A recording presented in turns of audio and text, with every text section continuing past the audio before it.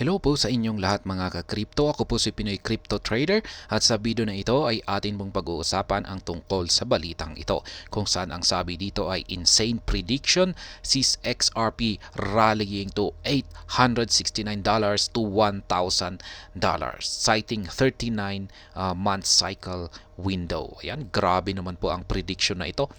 Ayan, tinawag po itong insane. Ayan, yung parang nakakabaliw na prediction dahil sa parang hindi ka panipaniwala yung prediction na inilabas nila rito na aangat daw ang market price ni Ripple kapag nagrally ito ng napakataas na presyo kung saan ito ay aabot ng $869 to $1,000.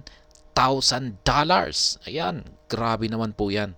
Kumbaga, ganyan po ang tinaas ng XRP token tapos isa tayong malaki yung hawak natin na XRP token ay yan. Alam mo na ang magiging resulta nito. Pero ayan, ito po yung ating pag-uusapan sa balita na ito. Pero bago po tayo magpatuloy, ay nais ko po munang bigyang linaw ang aking disclaimer kung saan ang nilalaman po ng video na ito ay hindi po ito isang financial advice. For education and information purposes lamang po ang layunin nito. Maliban po dito ay nais ko na rin pong magbigay babala na wala pong kahit anumang group chat ang Pinoy Crypto Trader. Ayan, ang tindi po ng XRP kapag ganyan. XRP could see its value skyrocket to a range of $869 to $1,000. Yan. Skyrocket po yan. Patungo sa buwan. Yan, hindi lamang siguro sa buwan yan. Siguro sa ibang planeta yan. Planet X siguro. Yan, according to notable crypto analyst Never Wishing. Yan. Ayon po yan sa isang magaling na crypto analyst na si Never Wishing. Yan po yung kanyang ginagamit na username. Who cited the imminent start of a new 30-month cycle. Ayan, nagsisimula na raw po ito. Yan, 39-month cycle daw kasi. Yan po yung kanyang naging basihan rito kung bakit niya nasabi na mag-i-skyrocket ng ganito kataas ang presyo ng Ripple or XRP. Analysts' recent post consider XRP's historical price movements within a 39-month cycle window. Notably, XRP has registered astronomical gains every 39 months since its inception, with each 39-month cycle ending with a decline. Ayan po ang naging basihan niya. Sa kada 39-month cycle daw, ay nagbibigay ng isang astronomical surge ang XRP or si Ripple. Kaya yan, ito po yung kanyang naging basihan rito. Ayan, at nalalapit na ang 39-month cycle nito kaya mukhang mangyayari ulit ang kanyang astronomical gain na ito. Citing historical trend, he projected that the price of XRP could pump to $30 or $100. Ayan. However, Never Wishing's prediction is more ambitious than this as he envisions that this pump could shake off 99% of market participants who would miss out on more substantial gain. Ayan. Kasi meron yung nakalipas dito na projection kung saan ay magpapump daw si XRP ng $30 to $100.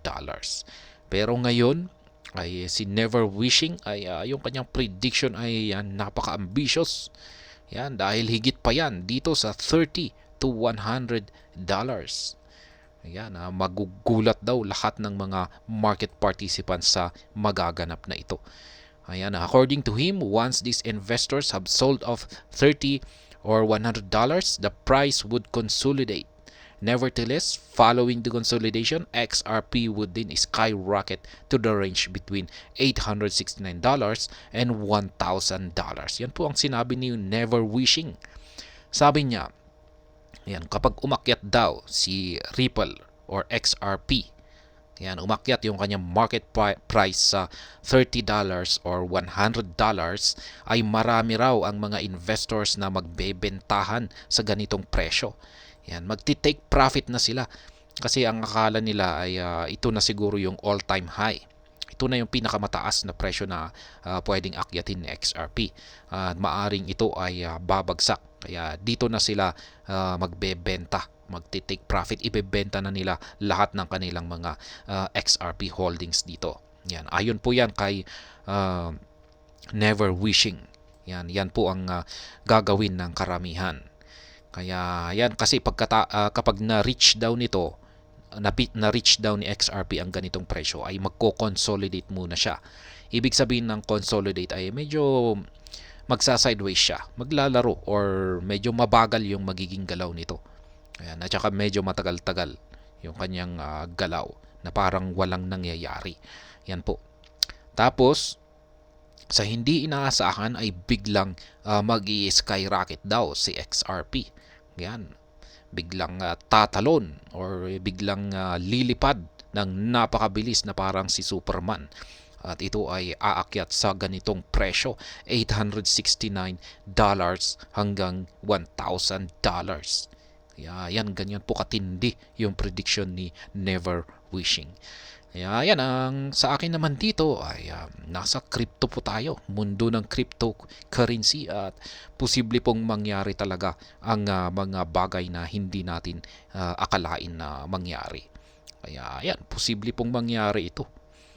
Kaya ayan, hanggang dito na lamang po tayo sa video na ito mga ka-crypto. Sana po ay inyong nagustuhan ang aking paliwanag dito. Kung inyo po itong nagustuhan ay pakiclick lamang po ang like button nito. Para naman po sa mga bago lamang dito, kayo po ay aking inaanyayahan para mag-subscribe. Pakiclick na rin po ang bell icon nito dahil ito po ang siyang magsisilbing notification nito sa mga bago kong videos na akin pong ina-upload sa aking YouTube channel na ito. Marami pong salamat sa panunood. Ingat po tayo lagi. At God bless po sa ating lahat.